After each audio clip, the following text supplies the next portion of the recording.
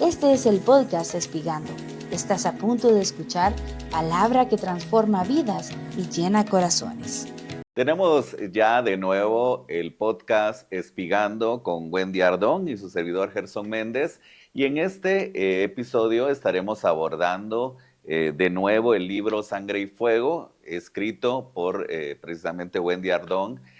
Quiero comentarles que estamos a través de diferentes plataformas virtuales. Estamos a través del YouTube, Spotify, estamos a través de Remavisión, Génesis Radio y también otras plataformas para que nos puedas seguir, para que puedas opinar, y también sería muy bueno que nos puedas escribir y nos puedas hacer llegar tus sugerencias. En este capítulo le damos continuidad a estos temas tan interesantes. En el episodio anterior, recordemos, hablamos acerca de ciertos episodios o ciertas situaciones que pasaron en la cruz del Calvario. Le vamos a dar continuidad a este tema y Wendita, pues bienvenida. La verdad es de que hemos recibido muy buenos comentarios acerca de los podcasts. A Dios sea la gloria. Y qué bueno que esto siga siendo de edificación. Amén. Hola Gerson, hola a todos. Una bendición una vez más poder platicar de la palabra. Es una bendición poder escudriñar las escrituras. Amén.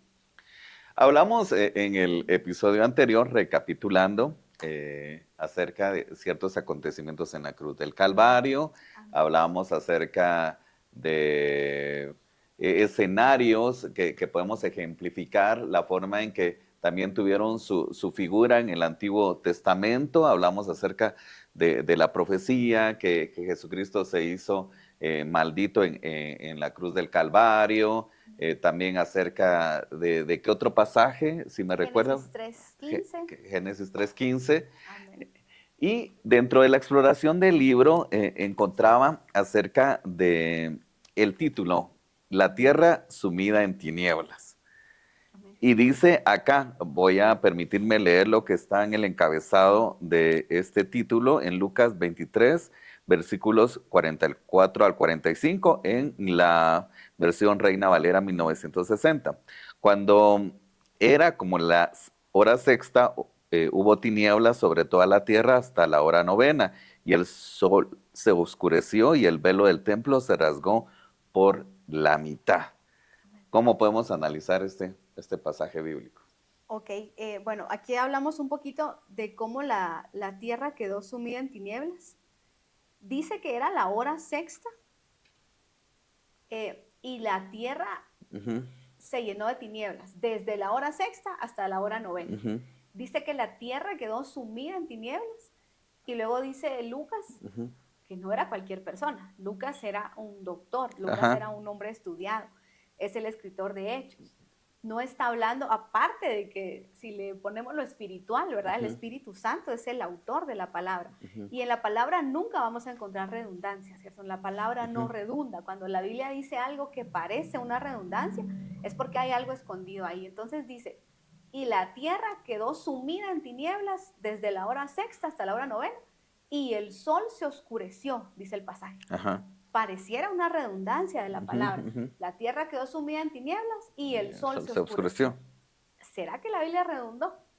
Entonces uno se pone a pensar, no puede ser que en la Biblia haya una redundancia. No existen en la palabra palabras ociosas y mucho menos redundantes. Entonces, cuando Jesús dice que la tierra quedó sumida en tinieblas desde el mediodía hasta las 3 de la tarde, que es cuando Él entrega el Espíritu. Estaba por preguntarle eso.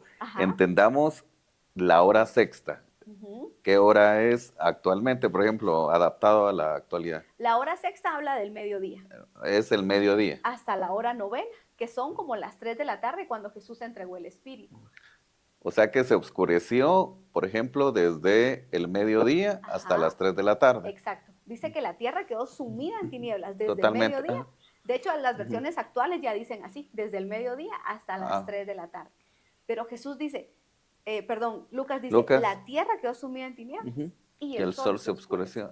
Entonces, ¿de qué está hablando la Biblia? Número 1 dice, desde mediodía a las 3 de la tarde hubo densas tinieblas sobre toda la tierra, dicen algunas versiones. Entonces, Gerson, lo que pasó ahí, antes de que el Señor subiera a la cruz, ¿se recuerdan saliendo del Getsemaní? Miren, el Señor murió en la Pascua, ¿verdad? El 14 de Nisan, celebraron la Pascua, que fue la última Pascua que se celebró en la ley, Se siguió celebrando, pero la última que valió, ¿verdad? Que el Señor la celebró. Y esa noche la verdadera Pascua fue sacrificada. Como dice el apóstol Pablo, Jesucristo, nuestra Pascua, fue sacrificado. Y como Él estaba profetizado que Él era nuestra Pascua, Él es nuestra Pascua, Él tenía que morir el día de la Pascua. Entonces terminaron de comer la Pascua, el corderito, las hierbas amargas, Él con sus discípulos comió la Pascua. Y salieron del recinto donde estaban y se fue a orar al Getsemaní. Eso fue lo que sucedió, fueron los acontecimientos. Después de orar, dice que él sale y llega Judas con los sacerdotes y con los principales a apresarlo. Se lo llevan al pretorio, lo lastiman, lo hieren, de tal manera que Isaías dice en la versión Kadosh que no tenía ni forma ni belleza, dice esa versión, o sea, lo desfiguraron de tanto golpe que le dieron. Lo llevan entonces, lo que quería decir es que cuando él sale del Getsemaní y se están durmiendo Pedro, Santiago y ¿quién es el otro? Juan, Santiago y Pedro, los tres cercanos a él. Él les pidió que oraran y cuando él sale la tercera vez y los encuentra dormidos, les dice, no se preocupen, ya la hora de las tinieblas ha llegado. Esa es una frase crucial porque entonces el Señor entiende, ahorita es la hora de las tinieblas porque Él ya había tomado nuestro pecado en el Getsemaní. Él había sido aprobado como el Cordero para subir a la cruz. Entonces Jesús discierne algo espiritual y dice, la hora de las tinieblas ha llegado. Y la Biblia dice que el Padre lo entregó a las tinieblas. Por ahí tenemos un pasaje donde dice eso, que el Padre entregó al Hijo amado a las tinieblas. Entonces, Gerson, ese fue un festín de tinieblas, porque las tinieblas querían ver al Hijo de Dios morir. Ellos sabían que el Hijo de Dios iba a participar de un sacrificio y que ellos estaban esperando ver morir a Jesús. ¿Por qué? Porque el aguijón de la muerte es el pecado. Entonces, cuando el Señor iba a subir a la cruz, si Jesús llegaba a morir, eso significaba que el aguijón de la muerte, es decir, el pecado, había llegado al cuerpo de Jesús. Y las tinieblas, todos querían ver eso. Todos aquellos que en algún momento fueron a tentar a Jesús, porque hablábamos hace un ratito del mundo espiritual. Fuera de cámaras estábamos platicando del mundo espiritual, lo que pasa en los aires, todo el mundo espiritual, los ángeles caídos, los demonios. Hablábamos de lo que no vemos. Y seguramente todos esos que un día quisieron tentar a Jesús, que le pusieron todo tipo de tentación, que quisieron llegar a él con un mal pensamiento, con una tentación, y que no lo lograron, ellos querían ver morir a Jesús en la cruz. Entonces, cuando Jesús dice que la tierra se inundó de tinieblas y hubo densas tinieblas en la tierra, es porque era tan fuerte la presencia de las tinieblas, como Jesús mismo lo dijo, la hora de las tinieblas ha llegado. Era tanta la cantidad de tinieblas en un solo lugar, una aglomeración del mundo de las tinieblas que se llegó a ser tangible. Y pues como en la Biblia todo nos ayuda más un ejemplo, ¿verdad? Nos ayudan mucho los ejemplos porque no siempre leyendo los versículos uno puede tener todo el panorama. Por ahí también en ese capítulo tenemos un ejemplo de Eliseo y los sirios. Y eso es muy bonito porque los sirios estaban en guerra contra Israel. El rey sirio andaba pues con guerra con el rey de Israel, con el pueblo, ¿verdad? Y dice la Biblia que cada vez que el sirio había preparado un escenario para agarrar a los israelitas, ellos iban de camino y dice que Eliseo, que era el profeta de Dios en ese tiempo, Dios le hablaba y le decía, dile al rey que no pase por ahí. Entonces dice que Eliseo le mandaba a decir al rey, no pases por ahí porque ahí van a estar los sirios. Entonces el rey de Israel tomaba otro camino y el sirio se quedaba esperando. Y así lo hizo muchas veces trató de agarrar al ejército de Israel, hasta que el rey de Siria dice, aquí hay un espía. Alguien está dando la información al ejército israelita y por eso saben todos nuestros planes. Y dice que mandó a traer a todos sus generales y dijo, aquí hay un espía entre nosotros. Esto es muy bonito porque los de su ejército le dicen, no, rey, lo que pasa es que en Israel hay profeta. Y Dios al profeta le habla y todo lo que tú nos dices en secreto, Dios se lo da en público a Israel. Y él dice, ¿y cómo puede ser eso? Esa es la bendición de ser un hijo de Dios, ¿verdad? Y le dicen, pues es Eliseo. Eliseo tiene una comunión con Dios y es un profeta de Dios, que entre paréntesis, ser profeta es hablar de parte de otro. La profecía es hablar de parte de otro. Entonces, Dios iba y le decía a Eliseo, dile tal cosa al rey, dile tal cosa, adviértele. Entonces el rey de Siria se enfurece contra Eliseo y lo quiere matar. Entonces lleva todo su ejército a la casa de Eliseo. Y la Biblia nos cuenta ese pasaje. Y dice que Eliseo está muy tranquilo en su casa en la mañana, cuando su siervo, que creo que era Jesse en ese tiempo, cuando el siervo sale a la puerta de la casa y ve un ejército enorme de sirios que vienen contra ellos, y entra corriendo a la casa y le dice a Eliseo, mi señor, perecemos, nos van a matar porque es una cantidad de soldados, es un ejército enorme. Y la Biblia nos da a entender que Eliseo estaba muy tranquilo, Gerson, en su hamaca, de lo más relajado. Él estaba muy tranquilo y le dice, no temas, porque más son los que están con nosotros. Pero no había nadie ahí. Y entonces Jesse le dice, ¿de qué me estás hablando? Si aquí solo estamos tú y yo. Y dice que Eliseo le ora al cielo y le dice, Señor, ábrele los ojos a este. Y dice que Dios le abre los ojos a Jesse, y cuando él mira a su alrededor hay un ejército mucho más grande que el de los sirios. La diferencia es que era un ejército de carros de fuego, de hombres de fuego, una cosa espiritual preciosa. Y entonces me imagino que Jesse también agarró su hamaca, ¿verdad? Y se tranquilizaron los dos. Ya se sentía más seguro. Claro, ese es el mundo espiritual que no lo vemos, Gerson, nosotros no lo vemos. Aquí vemos varias personas ahorita en el set. Según la palabra, cada uno de nosotros tiene un ángel. Dice la Biblia que nuestro ángel vio el rostro de Dios esta mañana. De hecho, Jesús dijo, no se metan con ellos porque su ángel ve el rostro de mi papá todos los días. Entonces, cada uno de nosotros traemos un ángel. No para que le digamos ángel de mi guarda, dulce compañía, ¿verdad? Porque el ángel no se habla. O que se idolatre a un ángel también. Claro, mi ángel me guardó, o guárdame, angelito. No, nosotros no podemos tener comunión con el ángel, ni comunicación, pero eso no quita que esté aquí. Aquí hay un ángel por cada uno de nosotros.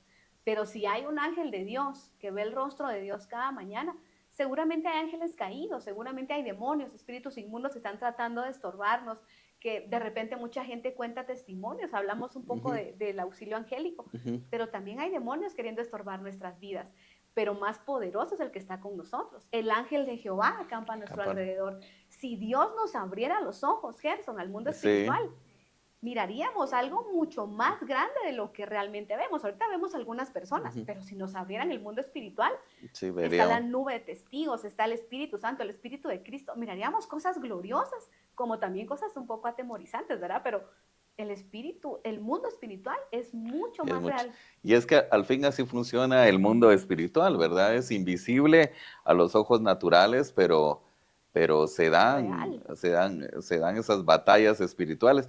Yo le comentaba que en cierta ocasión fui a unos 15 años, yo estuve en la coordinación de esos 15 años, y el pastor que predicó en esos 15 años se sentó a mi par, y en la hora de la cena me hace una pregunta. Yo creo que ya se lo había contado, si no se lo había contado, pues no quiero ampliar mucho en esto, pero él me dijo, ¿usted ha visto ángeles? ¿Usted ha visto la pelea de los ángeles con los demonios y todo eso? Yo, en cierto modo, yo dije, ¿de qué me está hablando? Dije yo, pero mire, me dijo, le aseguro que esta mañana usted al salir de su casa, a tomar el automóvil, quizá usted llegó aquí sin ningún inconveniente. Eso fue lo que usted vio con sus ojos naturales, pero usted no sabe qué pasó a su alrededor. Y yo hay ocasiones en las cuales, pero él me decía, Dios me permitió o me permite ver esas batallas. Yo entiendo que deben de haber algunos pastores, siervos, personas que logran ver quizá eso, si es perceptible ante el... Claro, hay gente que es muy sensible al mundo espiritual. La verdad es que bienaventurado el que sin ver cree, ¿verdad? Esa es una bienaventuranza que gracias a Dios por todos los que sin ver hemos creído. Pero eso no quita que mucha gente logra ver el mundo espiritual. Pero lo que pasa es de que, yo no sé si me ha sentido, yo muchas veces he visto cosas, por ejemplo, salir quizá de un periférico y sentir que el carro pasó a un lado, sin que usted lo vea, por ejemplo, y usted dice, siente como que ya va a chocar, pero algo pasó. Sí, eso es. Yo he sentido muchas ocasiones en las cuales digo, ¿cómo Dios me libró de esto, verdad? Claro, estuve a punto. Claro. Pero eso es lo que es perceptible ante los ojos humanos, pero uno no sabe qué pasa alrededor, inclusive en las noches, cuando ¿verdad? Uno descansa, ¿cómo también puede uno No obrar? Ajá, duerme el que exacto, vela por Israel, dice claro. la Biblia. El Señor está siempre cuidándonos, siempre hay un auxilio angélico. Y es que el mundo espiritual es muy real, Gerson. Lo que pasa es que no lo vemos. Pero cuando el Señor estaba en la cruz, dice que hubo densas tinieblas alrededor de él. De hecho, hay salmos en donde él mismo dice en un salmo mesiánico: me rodearon toros de Basán, repartieron entre mí sus vestiduras. No eran nada más los soldados romanos que estaban ahí, eran ellos influenciados por Por demonios, por demonios. espíritus inmundos, por potestades, que yo creo con todo mi corazón, por lo que la Biblia nos enseña, que llegaron a ver morir al Hijo de Dios y seguramente hicieron fiesta, Y porque dice, el ajá. Salmo cuenta eso, cuenta que se burlaban, cuenta que eran, él dice, toros de Bazán me rodearon y hacían como una burla del Señor, porque él, es que eso es algo que las tinieblas no entendieron, pero Jesús murió porque entregó el Espíritu, Jesús, no porque lo mataran. Él dice: a mí nadie me quita la vida, yo la pongo de mí mismo y tengo autoridad para ponerla y tengo autoridad para volverla a tomar, dice Juan 10:17. Él traía una orden: poner la vida y volverla a tomar, porque Jesús no podía morir desangrado. La sangre, él entregó su sangre, pero ¿por qué no moría? Porque si él no hubiera entregado el Espíritu, no moría. Pudo estar ahí, incluso asfixiado, incluso sin lograr respirar, porque esa es la muerte de cruz, es una muerte de asfixia. ¿Por qué no hubiera muerto? Porque él no tenía inoculado el veneno del pecado en su alma es santa, entonces el alma hubiera seguido ahí dando vida, porque no había pecado en él. Entonces, ¿por qué Jesús muere? Porque la Biblia dice: y entregó el Espíritu, que también fue lo que le pasó a Esteban. Recordemos que Esteban estaba enseñando la palabra, un maestro de la palabra genuino, usado por el Espíritu Santo. Dice que empezó desde el Génesis a enseñarles a Jesucristo en las Escrituras. Eso es maravilloso. Y dice que no se detuvo y predicaba y predicaba, Ajá. a tal punto que los maestros de la ley dice que se tapaban los oídos porque no resistían la sabiduría de Esteban. Él predicaba con una unción, Gerson, con un denuedo y seguramente con una presencia poderosa, que los demonios que tenía esa gente no resistían a Esteban. Ajá. Entonces lo sacaron a la puerta de la ciudad y lo empezaron a apedrear. Pedrear. Pero Esteban dice que mientras lo apedreaban, no se lee ni un ay, me duele, no existe eso en la palabra. Él dice que mientras le tiraban piedras que deberían estarle doliendo, no se mira que le están doliendo. Dice que él ve al cielo y dice: veo los cielos abiertos. Veo a Dios sentado en su trono y veo a Jesucristo a su lado. Ese hombre llegó a un estado de viviente, llegó a una transformación al punto que él no moría por las piedras. Esteban no murió por las piedras, por más piedras que le tiraban. Él los miraba y decía: perdónalos, no saben lo que están haciendo. Y dice que los que le tiraban piedras vieron el rostro de Esteban como el rostro transfigurado, como el rostro de un ángel resplandeciente. ¿Por qué? Porque él llegó a un estado de viviente. Entonces Esteban no hubiera muerto nunca por las piedras, porque él alcanzó un estado de viviente. Él hubiera sido ahí mismo arrebatado. ¿Por qué no moría por eso? Porque alcanzó un estado de santidad, de bendición. Entonces Esteban entregó el Espíritu, igual que Jesús. Esteban no hubiera muerto por las piedras. Él murió porque él dijo: Señor Jesús, en tus manos encomiendo mi espíritu. Entonces fue lo que hizo Jesús en la cruz. Y en todo esto, cuando se habla de que fue rodeado, que había tinieblas, se pudo haber pensado que Jesucristo había sido vencido por las tinieblas. Y yo creo que así fue, Jesús. ¿Verdad? Hay muchos pasajes que nos dan a entender eso, esos toros de Bazán y esos que lo rodean en la cruz, que reparten las vestiduras. De decir, Jesús fue vencido por las tinieblas. Ellos, yo creo que llegaron a pensar. Eso llegaron a pensar quizá los detractores de Jesús, los demonios, el enemigo. Y es que está muriendo en la cruz. Entonces seguramente el diablo hizo fiesta. Pensaron: lo vencimos porque murió. Y si murió, hay aguijón de la muerte. El aguijón de la muerte es el pecado. Si no, la muerte no tendría potestad sobre él. Lo que no sabían es que era un plan. Todo eso era un plan. Él tenía que morir, entregar el Espíritu para poder hacer la vida, la palabra de Hebreos 9:27. Que un hombre muera, está decretado para todo hombre morir una sola vez, y después de esto el juicio. Entonces él tenía que entregar el Espíritu, porque ese Espíritu iba a ir a juicio. Con el alma iban a ir a juicio. Y pues el cuerpo del Señor estaba plagado con nuestro pecado, no con el de él. Pero sin duda las tinieblas hicieron fiesta porque estaba muriendo el Hijo de Dios. Y Gerson, si Jesús hubiera pecado y él hubiera muerto, seguramente las tinieblas hubieran tenido una herramienta para decirle al padre, tu hijo pecó. Todos pecamos porque no se puede, hasta tu hijo pecó. Pero gracias a Dios él nunca pecó, gracias a Dios él se mantuvo fiel, él resistió el pecado, él resistió toda tentación y se mantuvo firme para decir sí se puede. Sí se podía estar en la vida sin pecar. Entonces, por eso él es la justicia de Dios, porque él no pecó. Pero si hubiera pecado, las tinieblas hubieran tenido una herramienta. Él pecó, ahora perdónanos a todos, ¿verdad? Una Y sácanos razón. a todos de la condenación, porque el diablo está condenado. Hay seres que ya están condenados eternamente. Los humanos no, nosotros estamos ahorita en probatorio, por eso predicamos, por eso abrimos estos programas, por eso vamos a los parques, por eso hacemos todo en esta vida, Gerson, predicando, porque los humanos ahorita estamos en probatorio. Y tiene que ser en esta vida, no se aplica aquello de que usted muera y que oren 9, no sé cuántos días para salvar su alma. Creo que cada uno, la salvación, pues se obtiene en lo que podamos vivir en esta tierra, en lo que podamos predicar, aceptar el evangelio. Le quería comentar de que en cierta ocasión me hacen un cuestionamiento y me decía esta persona, pero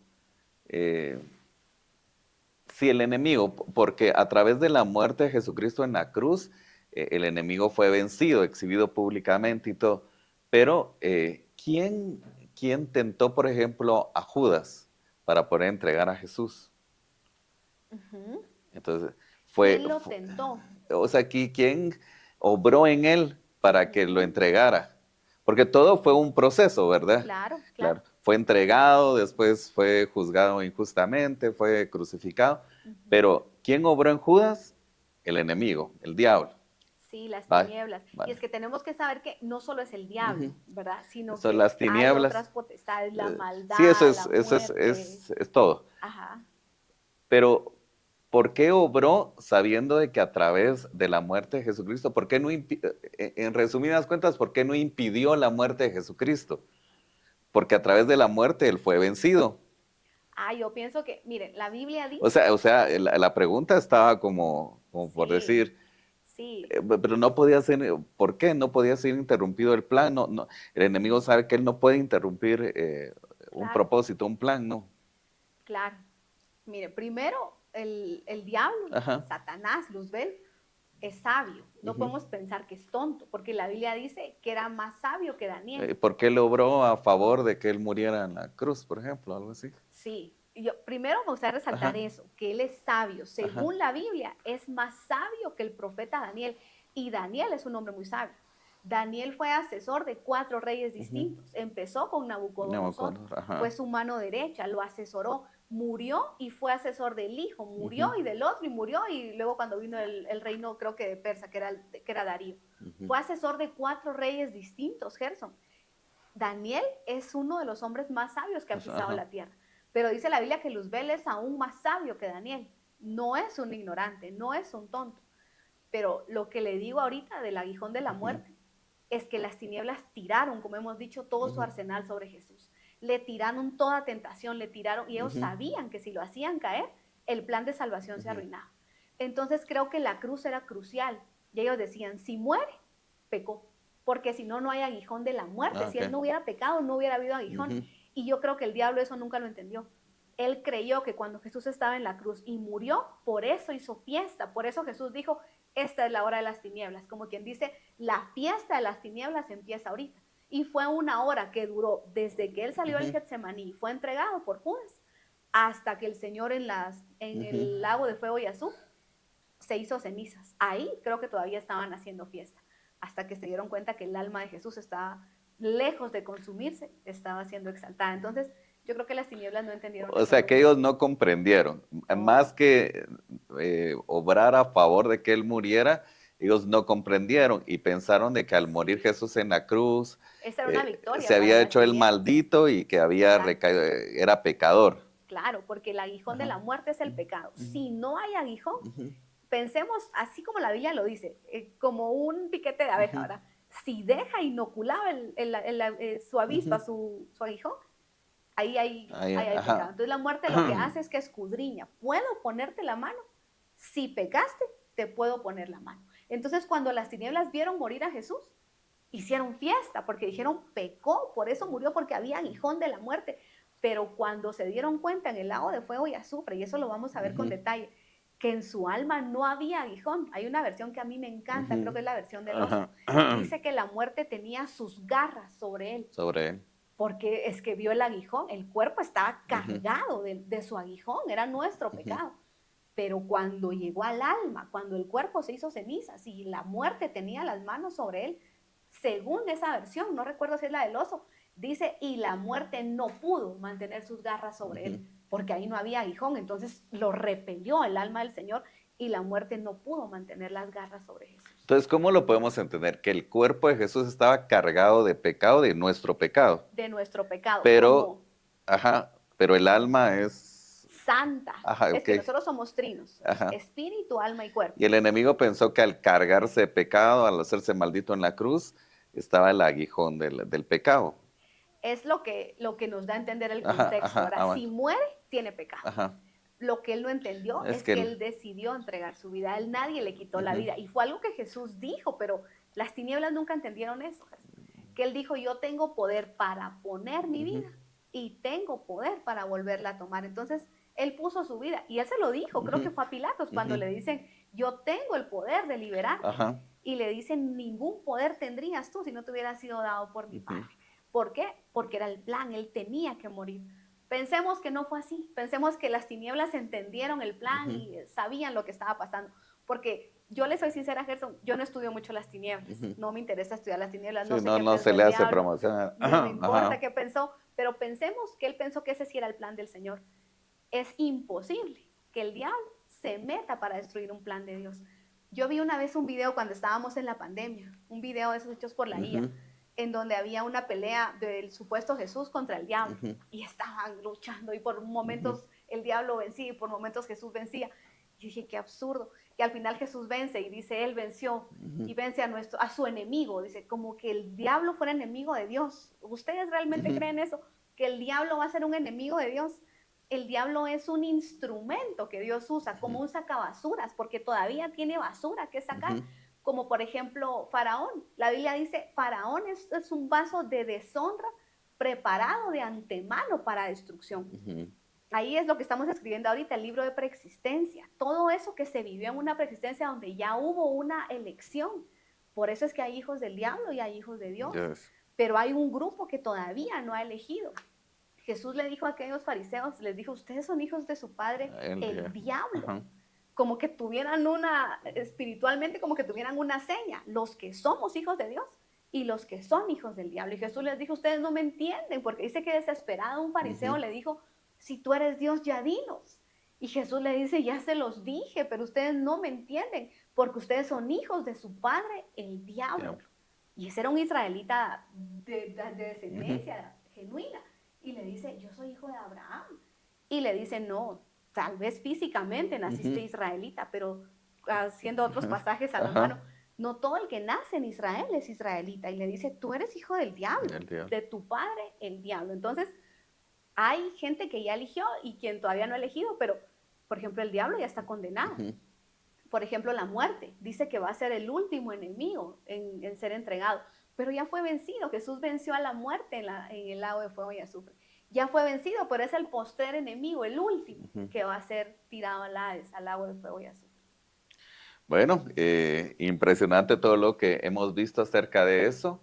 Jesús venció la muerte, venció las tinieblas. Las tinieblas lo rodearon, pero no pudieron. Hicieron fiesta. Bueno, entonces en ese pasaje que usted leía, Gerson, las tinieblas estaban de fiesta. Celebrando, pensando de que habían triunfado.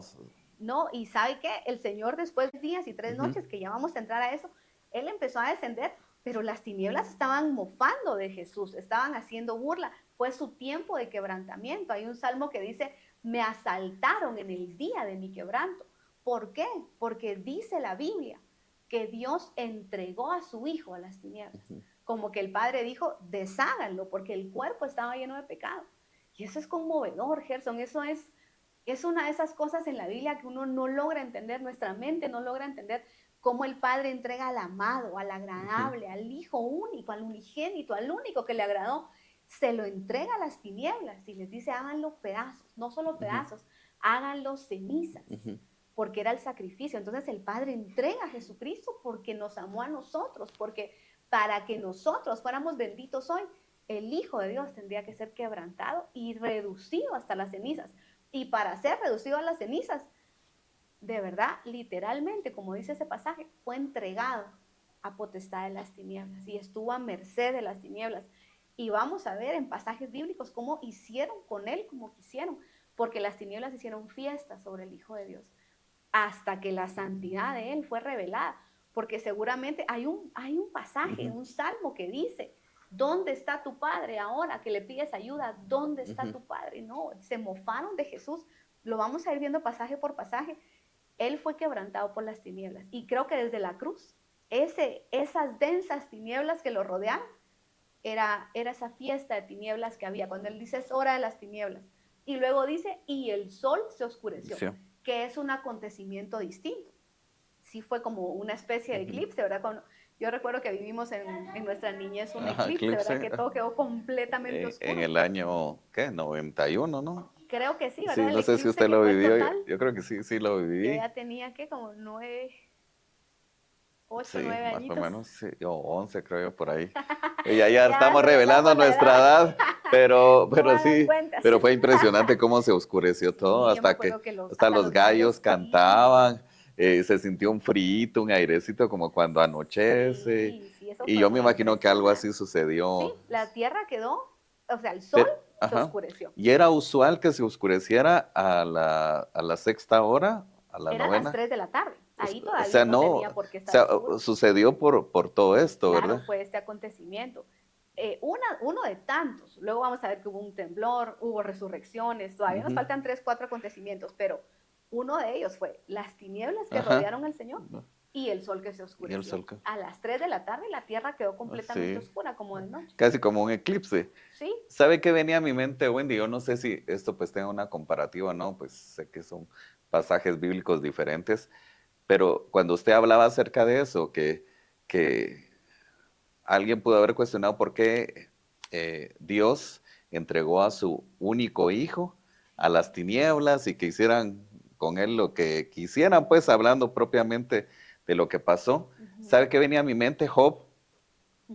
Porque Job también puede ser por ahí una figura de alguien que también pudo haberse pensado que Dios lo entregó a las tinieblas y que hicieron con él lo que quisieron, pero él se mantuvo firme, como Jesucristo. Sí, sí. De hecho, Job fue pedido. Lo pidió primero el diablo, le dijo, el Señor lo presumió, ya viste a mi siervo Job. Y le dice, pero le tienes un cerco, porque Dios tiene un cerco a nuestro alrededor. Pues, y que a él le iba bien en todo y que por eso era que él lo glorificaba, ¿verdad? Sí. Le dice, porque tú le has levantado un cerco y todo lo que hace él prospera, porque Dios lo tenía cuidado. Le dice, quítale el cerco a ver si te sigue honrando. Y Dios dice, bueno, y le quita el cerco. Poco a poco lo va tocando hasta que le dice, bueno, pero no le toques la vida. Haz con él lo que quieras, pero no le toques la vida. Y el diablo se ensañó con Job. Dice que hasta la planta de los pies tenía llagas, o sea, de la coronilla. Es que el diablo es malo. Y el diablo, pues, cuestionaba a Dios y le decía, bueno, él te adora, él es fiel porque lo tienes viviendo bien, pues, lo podemos utilizarlo así en... Y Job tuvo sus momentos preciosos, Gerson. Jehová Dios, que todo sea su nombre bendito. Hasta ahí él iba muy bien. Pero sí cae. Sí, con sus palabras llega a maldecir el día de su concepción. Llega a hacer muchas cosas que en su desesperación ya no son plausibles, ¿verdad? Sí se equivoca, pero llega cuando todas las desgracias pasan, es un adorador. Y dice, tú me diste, tú me quitaste, sea siempre tu nombre bendito. Pero sí llega a un punto donde ya no nos gusta mucho Job, ¿verdad? Porque ya hay cosas que no tiene que decir. Y que obviamente no pasó con Jesucristo, pues, porque en ningún momento renegó. Pero al punto que quiero llegar es que prácticamente fueron entregados, usted lo quiere ver, a las tinieblas. Sí, de hecho los apóstoles, de repente Jesús dice, el diablo ya los pidió, le dice a Pedro, quiero decirte que el diablo te pidió para zarandearte. La zaranda, Gerson, era donde ponían el trigo, el grano, y lo levantaban porque había polvo, había suciedad. Entonces cuando levantaban todo, el aire hacía que se fuera la suciedad y caía solo el grano. Esa es la zaranda, hasta que el grano queda limpio. Ya cuando queda limpio, lo pasan a otro proceso. Pero esa es la zaranda, que el grano va, viene, lo maltratan, ¿verdad? Entonces, Jesús le dice a Pedro, ya te pidió el diablo. Y yo me imagino que Pedro diría, ay, qué bueno que te tengo a ti, ¿verdad? Para que le digas a mi siervo no me lo tocas. Que esa es la iglesia de ahora, Gerson. Que no te pase nada, Sí, que que todo, tienes que pasar toda la vida si eres hijo de Dios, nada te va a pasar. relax como Sí, estaba Eliseo en la hamaca, dijo sí, yo he usted. oído mucho eso, la enfermedad se va ahora mismo. Ay, ¿por qué? Y si Dios quiere que no se vaya ahora mismo, sino que me muera con esa enfermedad, ¿quién soy yo para decir ahora mismo te vas esa enfermedad? Ahora mismo la deuda. No, no, ese ahora mismo quitémonos lo del léxico cristiano. Yo me imagino a Pedro, ¿y tú qué le dijiste? Pues ya te entregó el Padre, pero yo he orado, esa es la oración de Jesús, para que cuando estés en la zaranda, tu fe no falte. O sea que vamos a pasar por la zaranda. Jesús le dice, pero yo ya le pedí al Padre, porque yo oí la conversación que el diablo te fue a pedir. Le dijo, a ver, dame a Pedro. Y el Padre, con mucho gusto, porque estamos sucios, Gerson, necesitamos esa zaranda para que se vaya la suciedad, para que se vaya el ego, para que se vaya la tristeza, para que se vaya la depresión. Toda suciedad es eso. Entonces el Padre, con mucho gusto, porque el diablo no es otra cosa que un instrumento de Dios. Entonces sí, zarandéamelo y me lo das más limpio. Entonces Jesús le dice, ya te entregó el Padre, ya estás entregado, mi amor, ya el Padre te entregó, pero yo ya oré, le dice, para que cuando estés en la zaranda, tu fe no falte. Y vuelto tú, o sea que se iba a ir. Y luego le dice, y vuelto tú y restaurado tú, restaures a otros y bendigas a otros, porque eso pasa en la zaranda. De repente es tan fuerte la zaranda que alguien dice, no, ya no, hasta aquí el ministerio, hasta aquí el servicio, hasta aquí mi comunión. Y Dios dice, no, cálmate, tengo planes contigo. Como le dijeron a Elías, largo camino te resta. Entonces nos afirma otra vez y dice, y afirmado tú después de la zaranda, afirmes y bendigas a otros. Pablo decía, hablaba siempre de un aguijón, que siempre me ha quedado la duda Sí. de saber, ahí también nos muestra de que también él pasó pruebas, no sé cuál ha sido el aguijón, pero él hablaba mucho del aguijón, enfatizaba mucho Sí. acerca de su aguijón. El apóstol Pablo llegó a ser un hombre de tanta revelación, Ujú, Gerson. Él dice, conozco a un hombre, no sé si en ujú, el cuerpo o fuera del cuerpo, fue al tercer cielo, vio cosas maravillosas, fue al paraíso que está en el inframundo y dice, y vio cosas que son inefables, o sea que no existen palabras humanas para, eso es inefable, que no hay palabra para describir lo que ese hombre vio en el inframundo, dice, no existe ujú. palabras. Era un hombre de revelación. Ajá, que, Él tenía toda la revelación que tenía Pedro, Juan, Santiago. Dice que cuando llegó con los apóstoles no le agregaron nada.